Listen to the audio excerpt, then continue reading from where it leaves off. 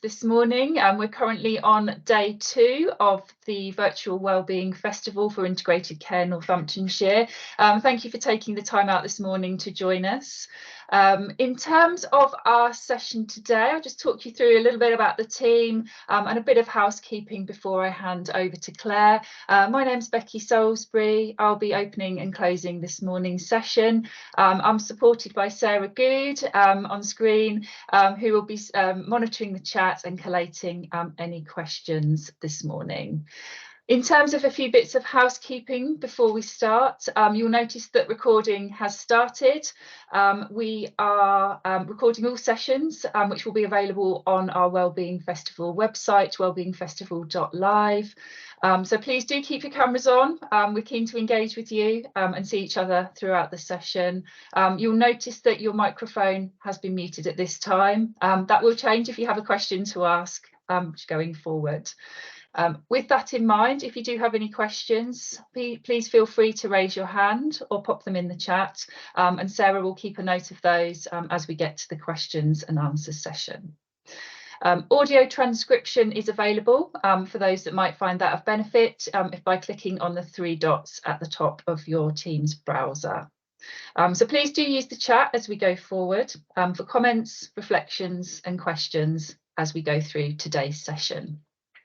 So our session itself this morning, I'd like to welcome Dr. Claire Hallas, who's Consultant Health Psychologist at the University Hospitals of Northamptonshire. She also holds the role of Head of Health and Wellbeing for the acute group. And also Dr. Jo Brown, who's the Principal Clinical Psychologist and Lead for Psychological Wellbeing at Northampton General. So welcome, and over to you, Claire. Hello and good morning everybody, and welcome to this virtual Wellbeing Festival presentation with myself, Dr. Claire Hallas. I'm currently a consultant psychologist and the Group Head of Health and Wellbeing at Northampton and Kettering General Hospitals. And it's my pleasure to be here this morning to talk to you and to answer any questions that you have at the end of the presentation. So thank you so much for joining us. This morning's presentation is going to be on a topic that not many people will probably have heard about before and may be a strange thing to be talking about. But in my time as being a psychologist and working in the NHS, and particularly going through the pandemic and coming out the other side, I've been observing the way that our organisations work, as well as the way that people work within our organisation. And in my role as overseeing the staff psychological wellbeing services at Kettering and Northampton hospitals, it's been my privilege to think about the way that our organisations can respond to the pandemic and the recovery and the healing of our organisations and our staff within that. So today I'm going to talk a little bit about that, and it is a bit of a whistle-stop tour, and some of it may seem unusual or different to the way that we've viewed organisations and the way that they function. And particularly I'm going to be talking about organisational trauma. And we're quite used to talking about individuals that may be experiencing trauma, but organisations and the way that they behave, maybe not so much. So I'm going to start sharing my screen now, and hopefully you can have a look at some of the slides that I've prepared and have a think about some of the material and the way that we've been thinking about our organisations over the last few years. So hopefully you can see the slides that are coming up now. So as I said, I'm going to be talking a little bit about organisational trauma, and I'm going to be having a think about the way that the pandemic, COVID-19 pandemic, has impacted on our workplace system and its function. So how does an organisation work? What's the culture like of that organisation? And how does it function in everyday life? And that might mean within individuals, within teams, and within the way that the strategy and the system works. So today, as I said, I'm going to be talking a little bit more about this in a little bit more depth, but I just want to take a pause for you to think about whether this presentation is right for you at this moment in time. Although I'm not going to be talking about individual trauma, I am going to be talking about some of the ways that trauma can work. So please do take care of yourself through the presentation. And if you feel you need to take a break, or actually it'd be helpful for you to drop out of the presentation or to just take a break from it, that's no problem at all. Please do so, look after yourself. And also, if at the moment you might be experiencing some symptoms of trauma yourself, or you might be receiving some active treatment for trauma, including post-traumatic stress disorder, then this talk might not be for you at this time. So please just take a moment to consider that. And if you do need some support after the talk, or you've been thinking about accessing support, that's fantastic. And we've got some brilliant resources within Northampton, the Northampton's 24/7 mental health hub, a free phone line there. We've got lots of national NHS, Our People and social care supports. Or we've got accessing support from inside your organisation, and the Virtual Wellbeing Festival has links to all the support services that are inside your organisations. So do check out their website today. So the things I'm going to be covering today, what do we mean by an organisational trauma? How has the pandemic impacted on the way that our workplaces work, and what that might mean for us observing trauma within our workforce and our workplace? How does an organisation that has trauma within it behave?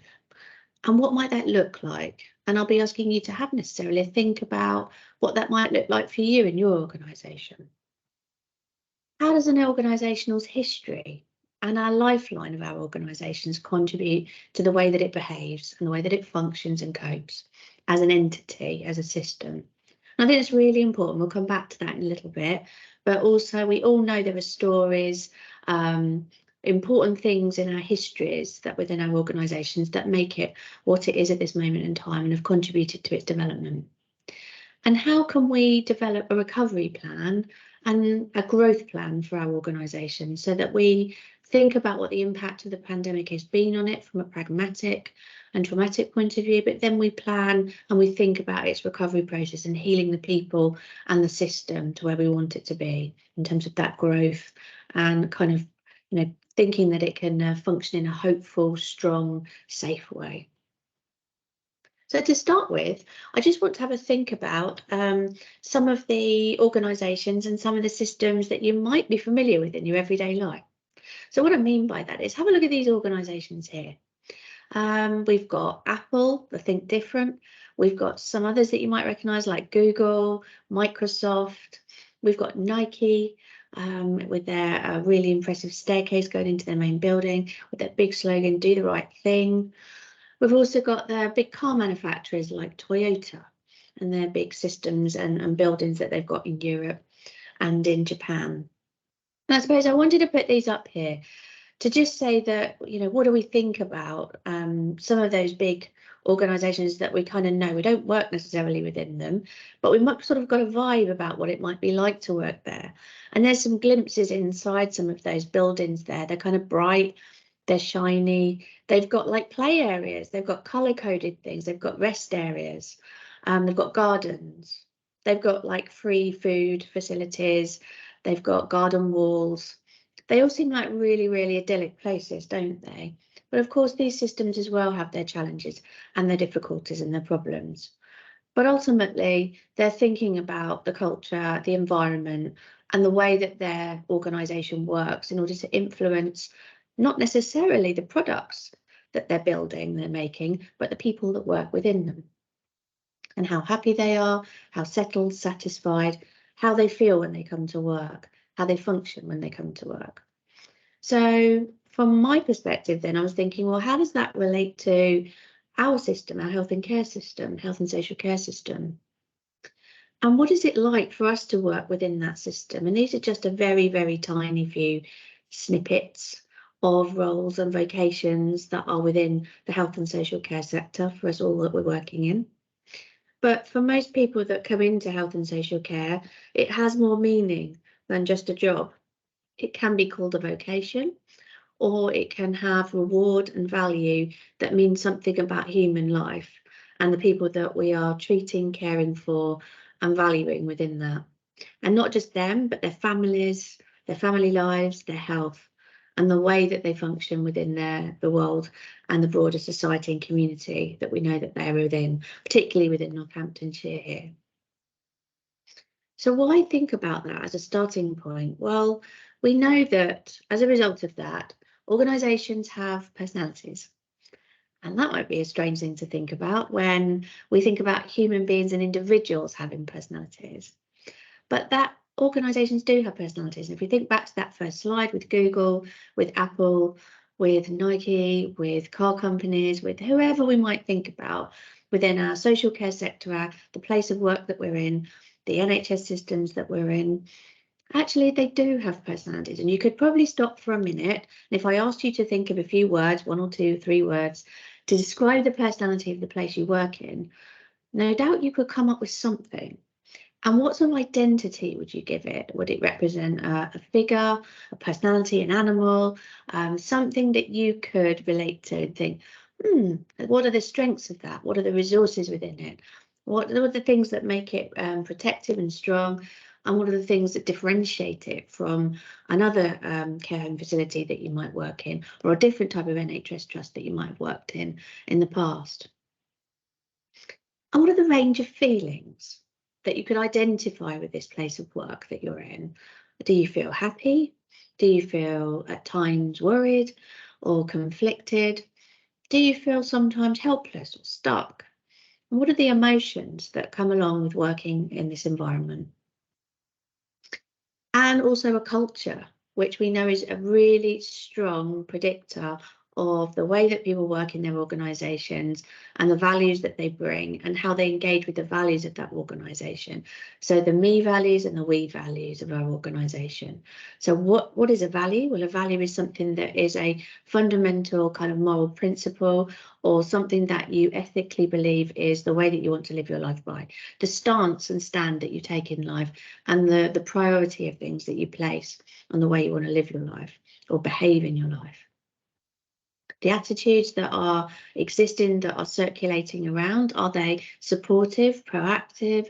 Are they undermining? Are they challenging? And the expectations and assumptions of that organisation on the way that their people within it work, behave, feel, and the expectations of the organisation to kind of manage that as well.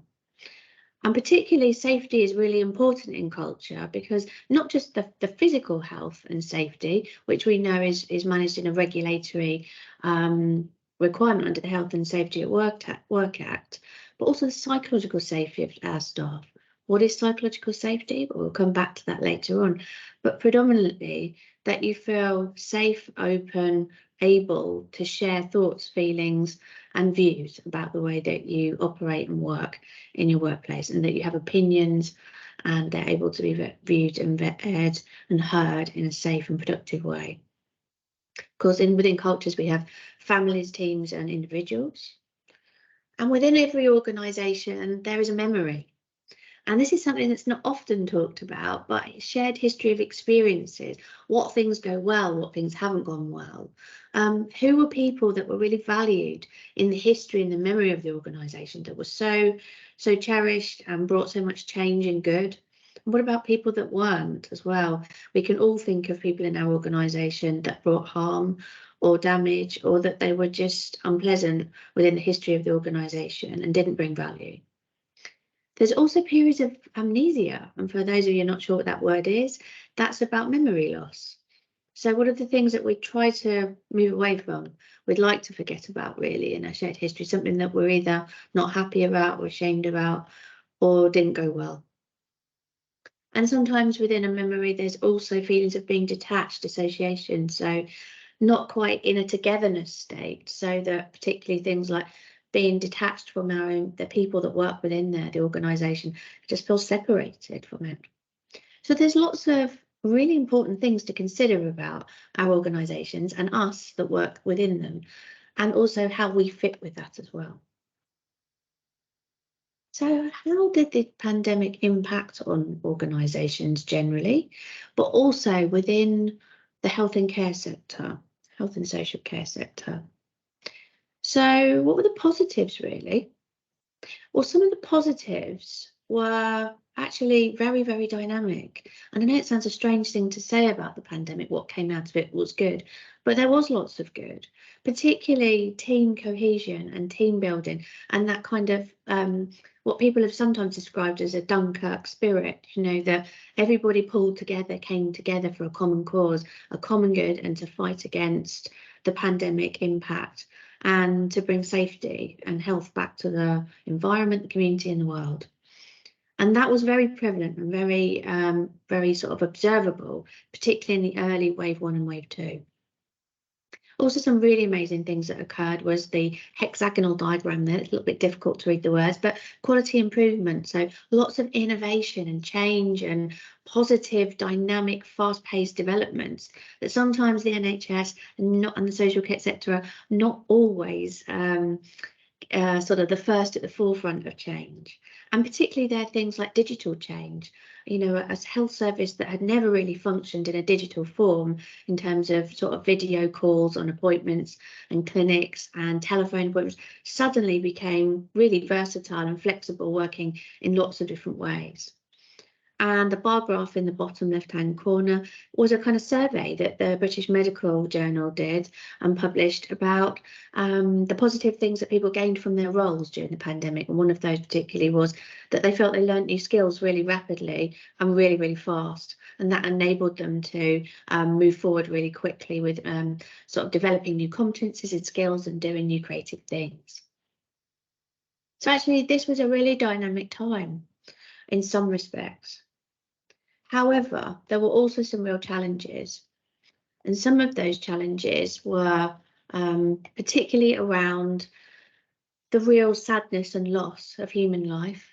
And the bar graph in the bottom corner is a real clear indication of the peaks and troughs of deaths that occurred during particularly wave 1 and after wave 2 and during wave 2, and then later on in 2021. And that was really difficult for many, many people that were working in our sectors at that time, either having first-hand experience of that in the workplace, working with people that clinically or in a care home, supportive care facility, or actually in their personal lives as well, and having real sadness and loss of family and friends. And there were lots of other different ways that the trauma kind of manifested itself in organisations through the pandemic. So some of the shifting opinions and thoughts about healthcare workers and the system as well. So having the kind of clapping for heroes at the early part of the pandemic, that positive regard for the NHS and workers, but some of that dwindling and becoming more challenging over time with some of the conditions and service that NHS social care workers have been living with over many years, like very low pay or not pay reform and conditions of working, and thinking about how that has manifested itself now in strike action for some professions, but that the public opinion and the kind of way that that's impacted on the value of organisations has changed. And of course, we also have a huge amount of demand on operations now. So waiting list times in the NHS trusts have rocketed, you know, A&E times, you know, many, many more hundreds of people coming through the doors, and that kind of bottleneck at the front door with GP primary care, and at the sort of back door with discharging patients from healthcare into social care, and the challenges of the social care sector and crisis at the moment. So all of these rapid changes in the pandemic that brought such interesting and positive dynamic change, there was also a lot of suffering and difficulty and challenge. And that wasn't just on a physical level where people were and have become burnt out, exhausted and tired, but also mentally feeling the pressure and the strain and having to keep up with an enormous demand and sense of overwhelming change. But also that now that realisation that things are probably not going to resort back to what they were in 2019. And what does that mean? Well, this is a, excuse me, a phrase I really like to think about, which is about what do we expect of each other? So our expectations that we can be immersed in suffering and some of the difficulties of everyday work, but we can't be touched by it. And that it's quite unrealistic, really, of us to think about that. Excuse me.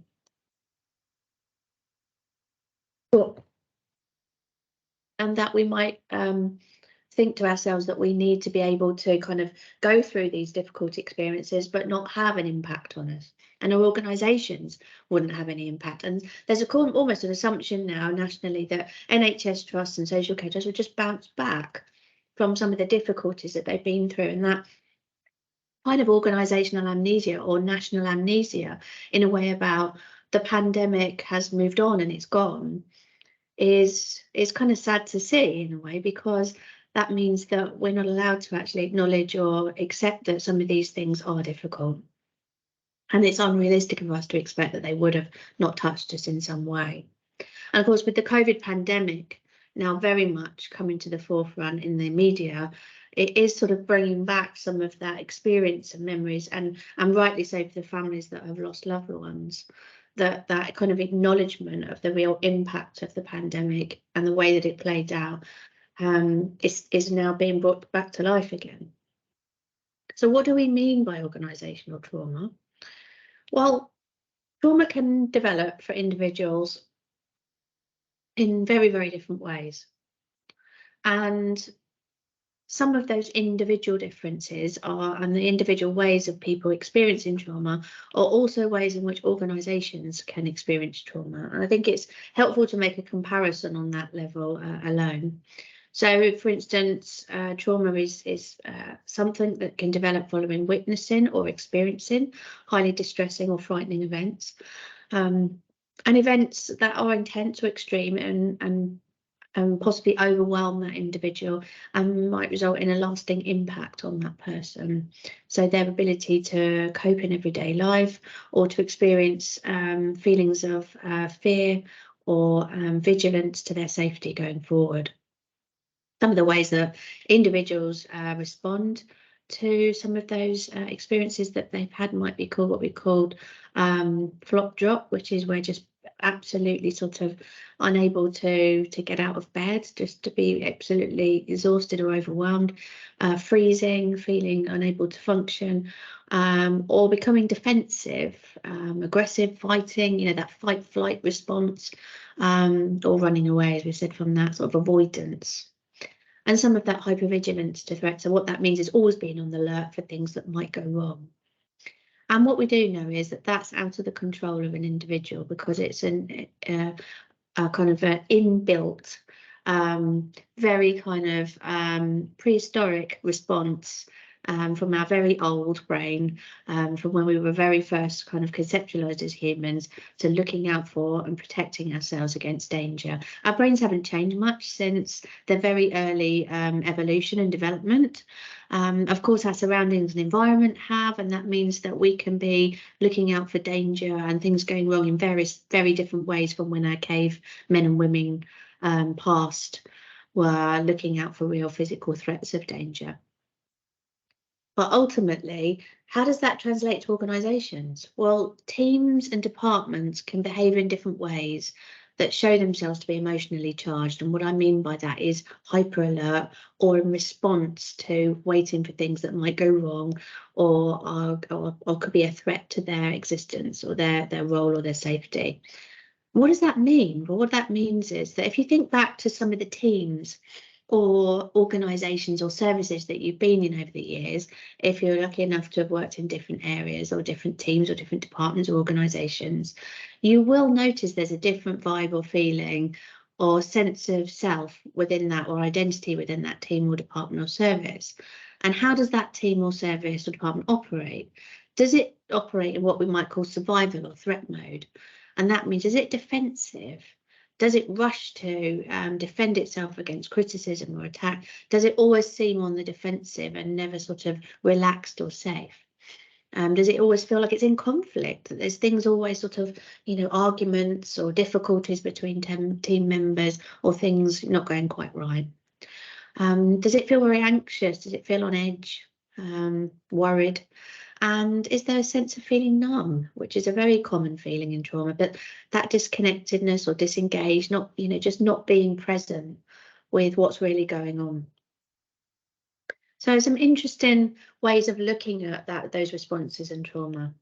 And what can happen within organisations is those feelings can sometimes be quite they can have a ripple out effect. So like this sort of droplet of water, when you see something drop into a pond like a stone, you throw that in, what do you see come out from it? So we said see things that often drop into teams or systems that might then spread or intensify. So some of those experiences that might be located in one area might start to filter out into the others. And that might be because people move between teams or systems, or that experiences or knowledge about things that might have been happening start to filter out into other parts of the organisation. So that seepage, that spillage, often things aren't contained in one particular area. And that's how organisations start to uptake those different effects of some of those traumatising experiences across their system. Some of that might be due to the behaviours of particular individuals or teams, and some of that is clearly non-intentional. So it's just feeling unsafe and feeling worried, and there might be system changes or efficiencies, or there might be restructures or new demands or new services that might be needing to be developed.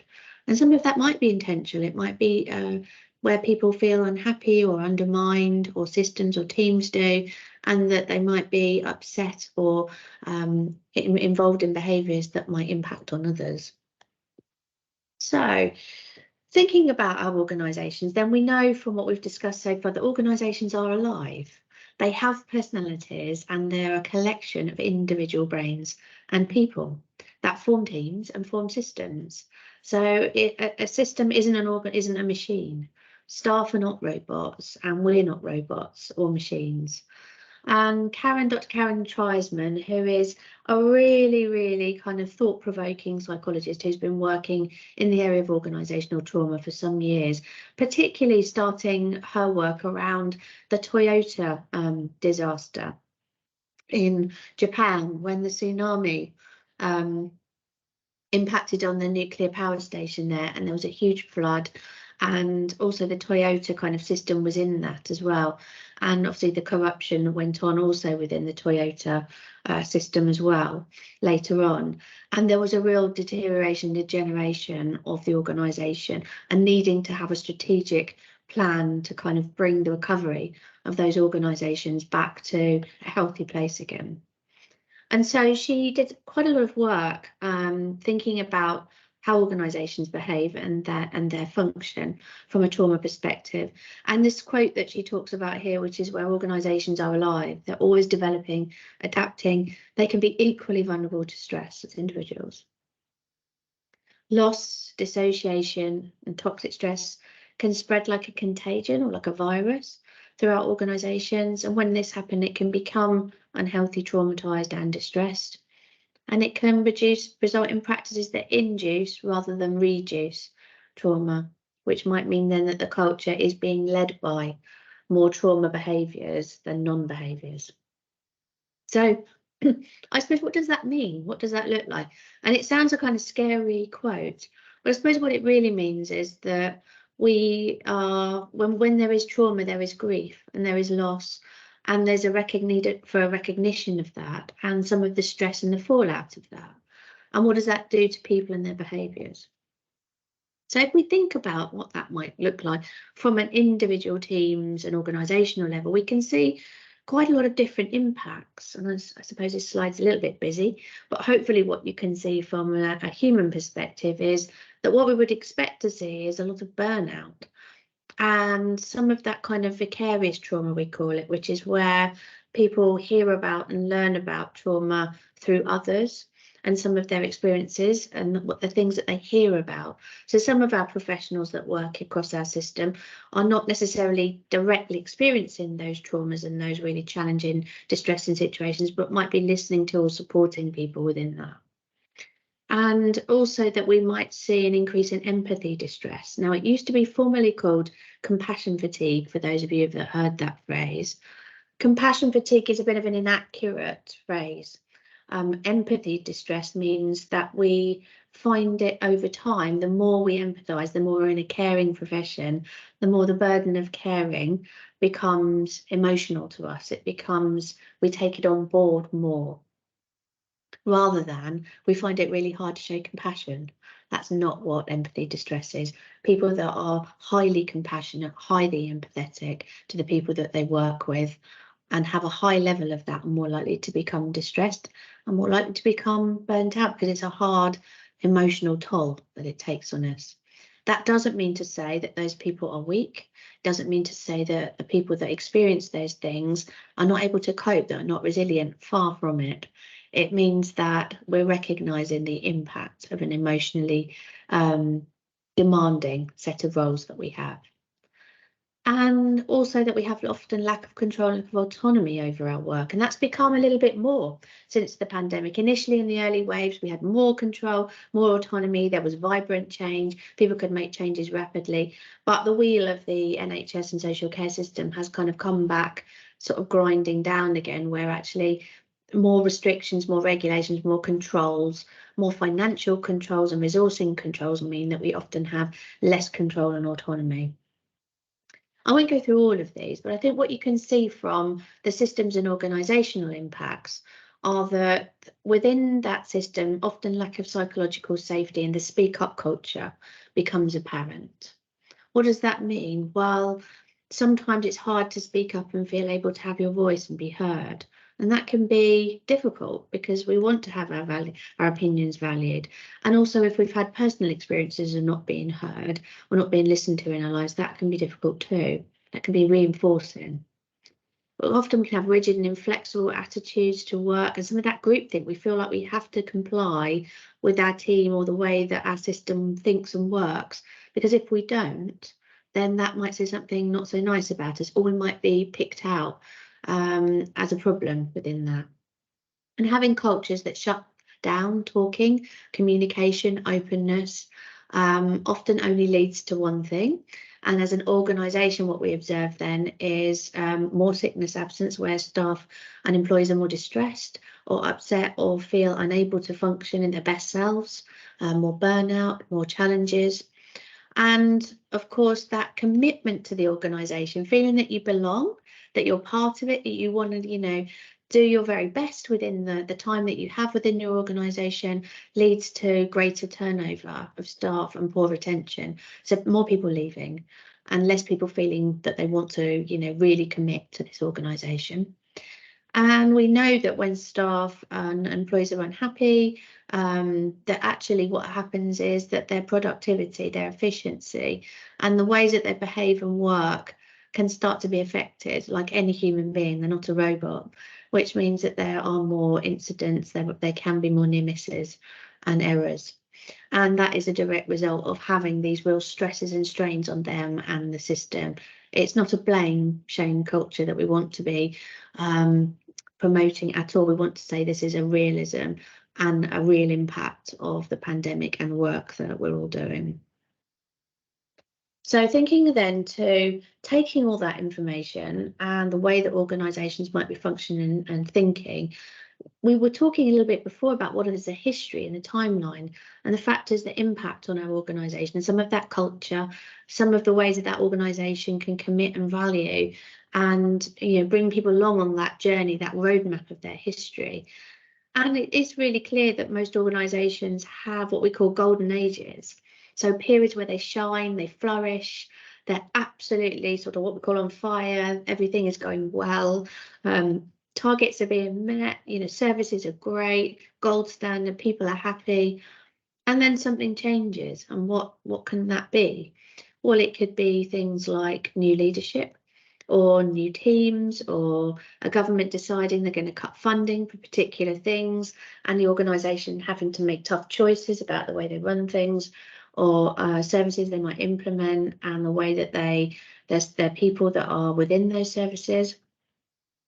And they also might have periods of where new people come into the organisation or things change, and there might become bullying or harassment or racism within the culture. There might be a merger or a restructure or an external force that comes to play, like a pandemic. And then, of course, as a result of that, those golden ages can be clouded somewhat with more painful memories, like funding cuts, serious incident allegations, a CQC inspection that doesn't go well. And these are all realities of organisations that we might have worked in at times where things are going wrong at times, and decisions and answers have to be found about why that is. And of course, organisational silence. Sometimes people do not talk, and the organisations do not acknowledge or talk about the things that may not be going well. So that unspoken stuff that we all know about that goes on, best not to talk about it, raise it, speak up about it, because it won't be appreciated or valued. And that's because people they feel pain associated with that and suffering. And that's a real, fear of people to experience that. And then, of course, wanting to move away from it and move on to better times. And that's a natural human response to kind of put that to one side and feel like you can move on into better times. But without acknowledging that and what the impact of that was, it's very hard then to do that moving forward. So how can we heal and grow and recover our workplaces? Well, when a flower doesn't bloom, what do we think about that? Do we just think it's the flower's problem? The head didn't grow for some reason? Or do we think about the environment? Was it enriched soil? Was it watered? Was it nurtured? Was it given a really lovely flower bed to grow in? Did it have some great miracle grow underneath it or watered onto the top of it? So thinking about that then, when we think about how we can move forward and grow and heal together, it is about togetherness. So as we said right at the beginning, organisations are full of people, individuals. And individuals make up teams, teams make up services, services make up departments, departments make up systems, systems make up our organisations. All of these layers we have to come together on. Everybody has their part to play in this, and I'm often talking about this within my workplace and within wider workplaces that I go to work in or meet people from, which is that everything that we say and do has a role, is an intervention in itself, has a therapeutic intervention in order to change the way that our organisations function and respond to this traumatic event, the pandemic. And so Karen Treisman particularly, she has come up with some core values that are particularly relevant and related to growth and healing of organisations after traumas. I'm not going to go into them in great depth, and I will put some resources onto the Virtual Wellbeing website for a link to this paper if you'd be interested in it. But there are some values which are key and intrinsic to the healing and the guiding principles of as a functioning organisation, that particularly being safety, physical and psychological, that it has to be relationship focused, that the connectedness and interconnectedness of us as individuals and teams and the system is so important. Working in silos, isolated pockets, head down attitude, not head up, looking out, connecting wide and networking is not a productive way to heal and promote good culture. Having that compassionate, focused culture as well. What is compassion? It's not pink and fluffy. I want to dispel that right now. Compassion is making sometimes some tough choices about the things that are right, the things that work, the things that are moral, the things that are ethical, and the things that are right for you as an individual, but also as a system.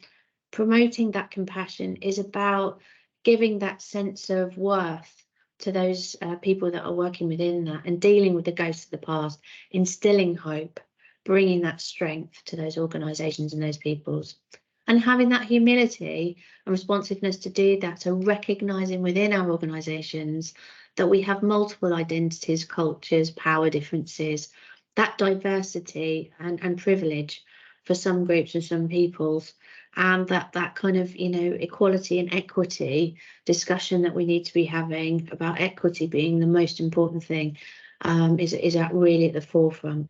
I really like these diagrams and these pictures that Karen's put together from this document. This one particularly, you don't have to be a therapist to be therapeutic, and I think as a psychologist I value that, which is that everybody can have a therapeutic input with other people and their teams. Therapeutic meaning can make a difference, can be kind, can instill something of value to the people that they work with and around. And some of the other values that she particularly talks about are communication and collaboration, which really fits with that interconnectedness. And particularly if you look at the transparency issue in organisations. So often what organisations that are having troubles or difficulties or behaving in that threat-based mode, that sort of traumatic mode, might particularly show signs of secrecy or avoidance or hiddenness in their function. And often that can be shown as an us and them mentality between leadership and kind of working people that are delivering service, operational people, and the people that might be managing or leading those services. And some of the decisions or some of the rationale behind some of these ways of working can be shrouded in this sort of, unknown decision-making, secrecy, not open, not transparent. And of course, that in itself lends itself to a culture of kind of hiddenness, dissociation between different parts of the organisation.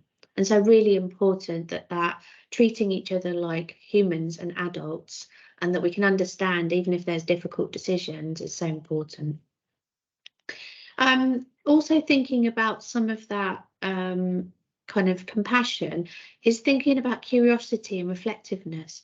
Organisations that are traumatised and some of that responsiveness to the pandemic has left a sense of threat, and that real sense of needing to be defensive when talking or thinking about decisions and work and services and how systems are deployed within our organisations and the way that we run. And I've noticed over the last few years that there's much more threat-based work going on, threat-based communication, less curiosity, less supportiveness, less reflectiveness, thinking before speaking, thinking before acting, a lot more acting before thinking.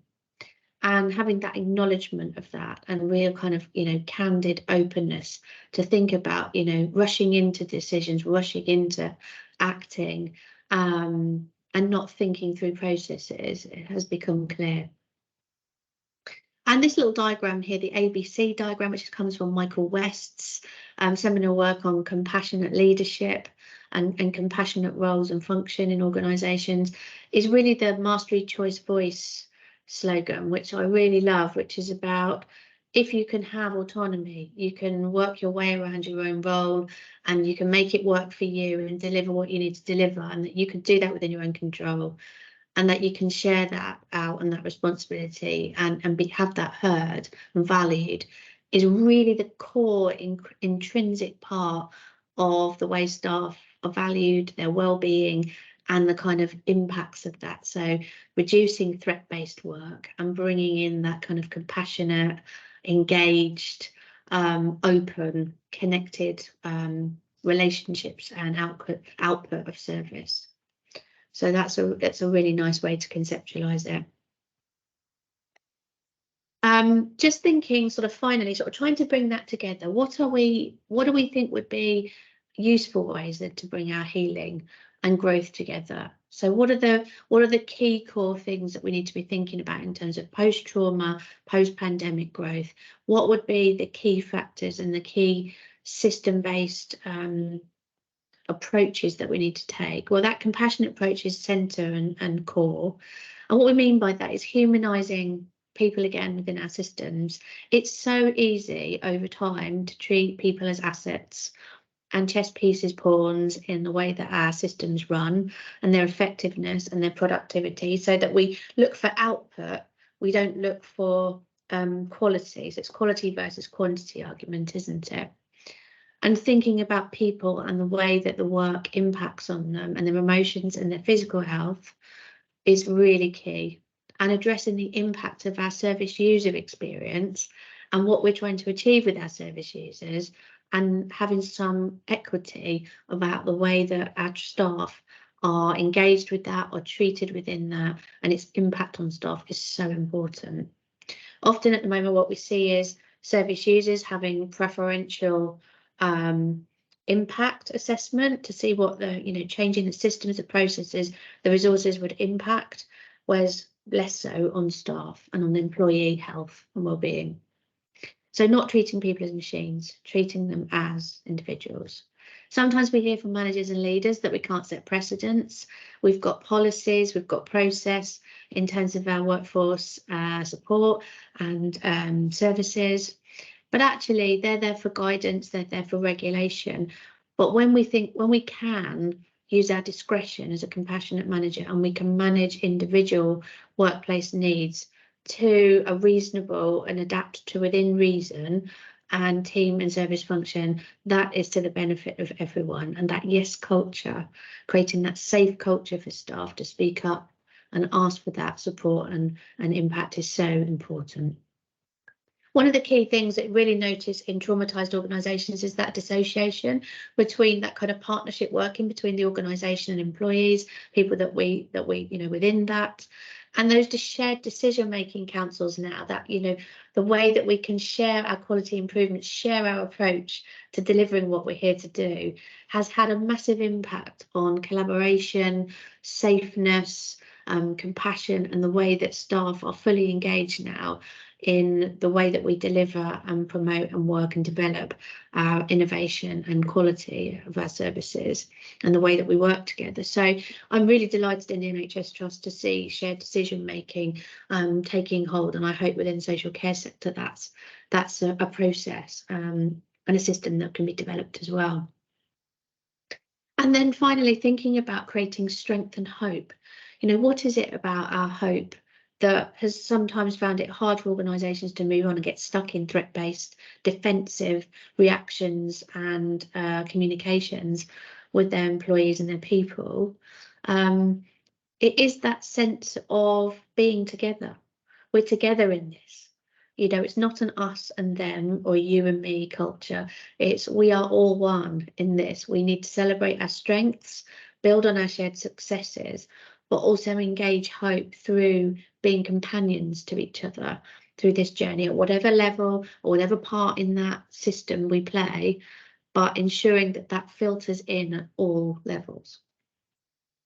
So I just want to leave you with some questions, just to think through what we've talked about today and how that might relate to you. How did it feel to hear about an organisation referred to like a person, and what similarities are there between people's responses to difficult situations and trauma and your organisation? What organisational journey has yours been on? And can you notice some things now that explain why people's behaviours might be going on, that threat-based mode, or how they might be stuck, or things might be stuck in your workplace? And also how individuals and teams can support that healing of the workplace individually. So some very final thoughts to end with on. We hope that organisations will now move forward with that growth and healing after the pandemic into being a thinking hive brain instead of a survival brain. We can move forward with that now, reducing threat and creating compassion, reflecting, thinking, not reacting, humanising the way that we treat our people, and recognising that emotional impact of the work, and ensuring that we take a corporate organisational responsibility for managing that and supporting our staff to managing it, not expecting it to happen without any actual value or committed time and services to do that. So thank you for listening today. I hope you found it interesting, and I'm going to close at that point and ask if anybody has any questions. So many thanks.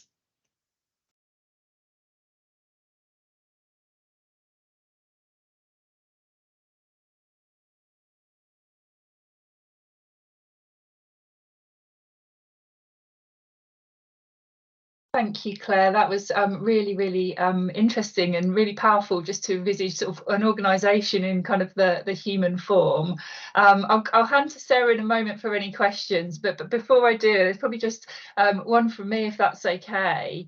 Really just around kind of some of the environmental changes that you described, and kind of the flower analogy that you use, which again, certainly sort of stuck in my mind. And I think, within our organisations across the system, we would all probably want to take an individual role in supporting kind of that organisational awareness, and supporting, an organisation that we all work in to kind of make some changes. I suppose I was just really interested in your reflections on how, as individuals, we can support that. Thank you, Becky. Yeah, I mean, I think the analogy is really key, isn't it? I mean, it just you realise that the environment's so key. The basic human functions that we need to function are so important at work. We need to be able to eat, we need to have rest, we need to have a nice environment around us, not grotty, sort of dirty conditions. And I know that we shouldn't say that out loud, but often we are working in really poor buildings, old circumstances. So I think what little we can do to create nice environment, clean, restful, access to food, health and shelter is really important. I do think, as well as individuals, even small differences make a difference. So, for instance, we get requests all the time to just buy microwaves for departments and kettles. And I know this sounds daft, but I mean, people saying we can't afford to buy a kettle for adding. Yes, well, I think we can. And we do need to actually think about the environment really critically. Where do people go when they need to have a break? How is that break valued? Those sorts of things. So important to look at the physical environment, important to look at the psychological environment. Is it pressured? Is it loud? Is it intense? Is there nowhere for go for people to decompress and actually have that moment of decompression in a really busy, stressful shift or time that they're at work? So yeah, I think every little bit counts, really. Small budgets even matter. Yeah, no, that's really helpful, Claire. And I think, like you say, lots of small things can actually contribute to quite a significant and much bigger impact, can't they? Sarah, is there anything coming through the chat or any questions that have come through? Okay, so as Claire was presenting there, some comments came through, so I'll just run through in the chat. So the impact of morale in injury is not talked about enough. Comment there from Dave. And then Beth, absolutely agree with compassion and flexibility. Keep staff at work and motivated to deliver at their best. Which is something that you... I mean, it might be worth just making a comment about moral injury, because I didn't talk about it explicitly in this talk, but it's a kind of thread that is underpinning particularly the outcomes of the pandemic. So where we've had to make decisions or choices about the work that we're doing or in the services that we're in, or even individual clinical or support decisions with individuals and clients about things that don't sit right with us morally. And many people at all levels of organisations will have had to make choices that are really difficult and that don't sit right with them. And of course, we know that those fundamental moral injury decisions and experiences, even if we don't make them ourselves, if we witness them or within the system that they function in, really can impact on us in, a small trauma way, that they make us distressed. We want to resolve them. We want to find a way to make that good. Sometimes we can do that in our system, sometimes we can't. And it's coming to terms with that on an organisational level. And one of those things I talked about right at the end, which was interconnectedness, transparentness, lack of secrecy, and kind of decision making that's kind of within an equitable framework within the organisation, that kind of not holding decisions and difficult things in the back room. Having them out, that we're all adults, that we can communicate about this stuff in a way that makes sense to everyone in our organisation, whether we're happy about it or not, is so critical. And I think that has often driven the wheel of burnout and dissatisfaction of organisational people, because they felt unheard, that it's not been recognised or listened to. So I think, yeah, actually putting that up to the top of the agenda is really important to see. Thank you for that comment. Lovely, thanks Claire. Lots of other comments, really interesting session, thank you. And thanks for the session. And then Nicola saying she's surprised by how humanised an organisation is. Yes, I mean, I think the really interesting thing is when you look at it like quite, explicitly, we assume that organisations are quite dull, sort of depressing, sort of just a machine that just keeps ticking along. Well, it doesn't. It's got quite a lot of variation and change and journey and history. And I think actually the acknowledgement of that organisational history, particularly in the pandemic, probably needs to be a little bit more explicitly looked at. One of the things that always saddened me about the government's lack of kind of signalling that the pandemic had ended, particularly, it was sort of just drifted on to then eventually being sort of quietly closed down through a number of sort of de-escalating clinical and IPC sort of infection prevention control measures in the public and in our organisations, was that we never got to just say that's what it was. We never got to acknowledge it. We never got to recognise that there was that impact, and that as humans, we didn't get to sort of actually just showcase that experience. And that was very, very sad. And now we just got to go back to doing what we did before, but we can't because we've been through that experience. So recognising that on the roadmap of our organisational journey is so important. And I think organisations now, particularly leaders, feel they can't look back. If they look back, that will bring up too much difficulty. But there's a way to look back whilst looking forward, acknowledging the past being present in the here and now and moving forward into a healed future. Absolutely, absolutely. Thank you, Claire. There's no other questions in the chat. If anyone else has a question, do put your hand up. Dave. Yeah, thanks so much, Claire. I was really looking forward to this. So I work outside the trust for a company called March on Stress, run by a guy called Professor Neil Greenberg. So I was fascinated to listen into this because it taps into things that I've been doing for a long time, and I really like that thing of how we move forward with compassion. What's interesting is we've been through this pandemic thing, and people go, "We're through it," and it's like, okay. Some people aren't through it, and as an organisation, we got these people at different stages. But compassion, and I was on the compassion the conference that Neil did a couple of months ago, and there was a doctor like yourself talking about, actually, are the leaders, the people at the top, role modeling the compassion? So it's not process, there's actually human beings behind the process. But if then, and it goes back to the basics of, if they're not taking the breaks, if they're not communicating, if they're not acknowledging the past and talking about it in not just the celebratory way of what we've gone through to where we are, how can even the new starters, everyone else, show this compassion, not just to each other, but to ourselves? So my question is there something about the speed at which we're trying to move to almost go, it's happened, we now should be doing this? So how do we do that? How do we role model at the very top to look through? And Angela Hillary uses the focus, the compassionate lens. How do we do that, and how do we communicate that better? That, if it's a big loaded question, I suppose. Well, no, we've got like 1 minute, so it's going to be a whistle stop idea. Just carry on. I think it's the loaded question and $1 million question, but I think predominantly it's individuals taking responsibility for that corporate change and corporate look back and thinking, and not feeling threatened or in threat-based mode, that if you do look back and acknowledge bad stuff or difficult stuff, that means that you can't be positive and move forward in the here and now. It's actually fear. It's a fear-based culture, and often it's about the strength of leaders to acknowledge that that's an okay process to move forward, and recognizing we need to do it.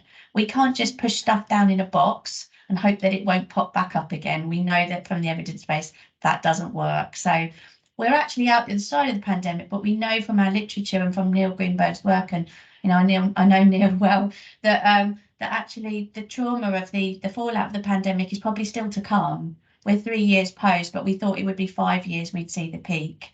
So actually we need to do more of that work to acknowledge it now, to prevent the peak from even escalating later on. So I'll leave it there because I know we've got a keynote coming. Thank you. Brilliant. Thank you all, and thank you, Claire, for a wonderful overview of organisational trauma. Just a couple of bits just to kind of close and end the session. Feedback, it is a gift. We're keen to hear your views sort of on the session. So if you could just take a few minutes, either by scanning the QR code that's on your screen, or I think there's a link going to be popped into the session chat just to give your feedback as well. That would be greatly appreciated. Recording of this and other resources from the entire festival are available on our festival website, which is the wellbeingfestival.live. So please do go take a look and look at other sessions that might resonate for you. Social media, there's lots of tweets and various activity on social media, so please feel free to sort of shout about the session and the festival itself. The hashtag there is on screen, which is the hashtag VWBF23, so please do use that if you are using social media. Really important, if you have been affected by the content of this or any other sessions, there are some numbers on screen. Please reach out either internally within your organisations or using those lines if you do need to access support. And then just finally, a thank you to Claire, for you guys for joining us today, but for most importantly for making a difference every day for the population of Northamptonshire. Thanks very much.